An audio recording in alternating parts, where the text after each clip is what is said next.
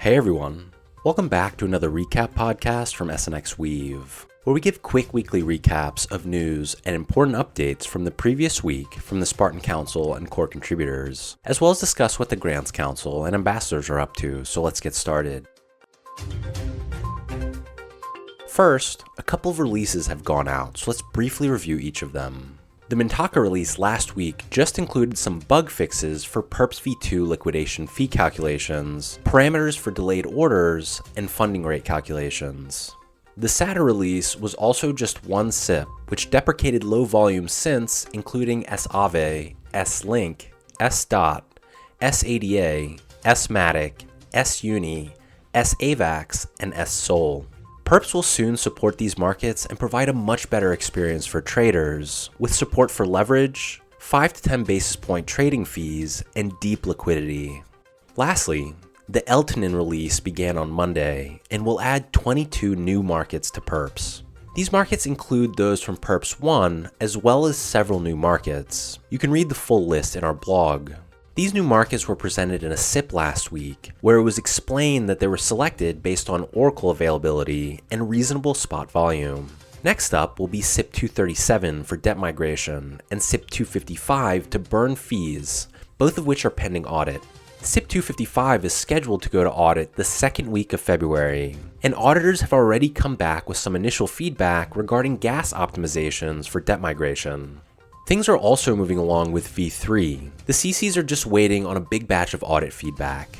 They have also been working on the spot market implementation in parallel, and Noah says the last piece there is using the on-demand Oracle that Chainlink and Pyth have put together. Later in the meeting, Jackson also brought up that GMX is offering up to 100x leveraged positions on Bitcoin and Ethereum perps. The open interest is managed by the GLP pool, which is the equivalent community debt pool.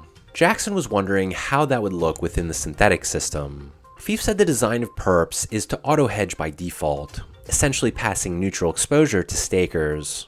He added that spot synths are the only exposures stakers need to manage, which is easily accomplished by buying the de-hedged debt pool hedge, but may not be as attractive in the long term since perps are more capital efficient.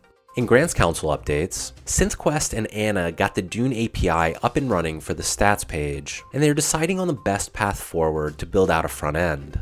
There are a lot of benefits to pulling the data off of Dune, including that it's visually more appealing, there are more composable ways to represent data, and it allows for the streaming of multiple data sources, which means subgraph data can be integrated when V3 is launched. Anna and CT also went through the provided NFT lore, and they decided to try out another writer to get the story to the point where everyone is happy.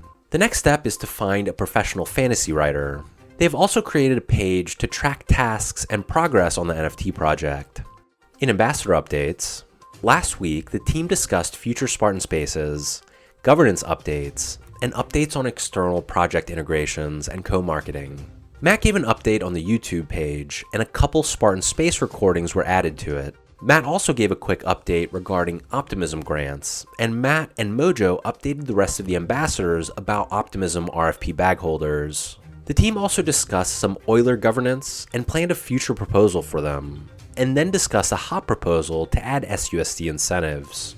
Lastly, the ambassadors attended an Optimism delegate governance call and did some voting. And that's it for today's updates. Be sure to check out our weekly recap blog post, share this podcast link, and let us know what you think and what you'd like to hear more about from SNXweave. Thanks for listening.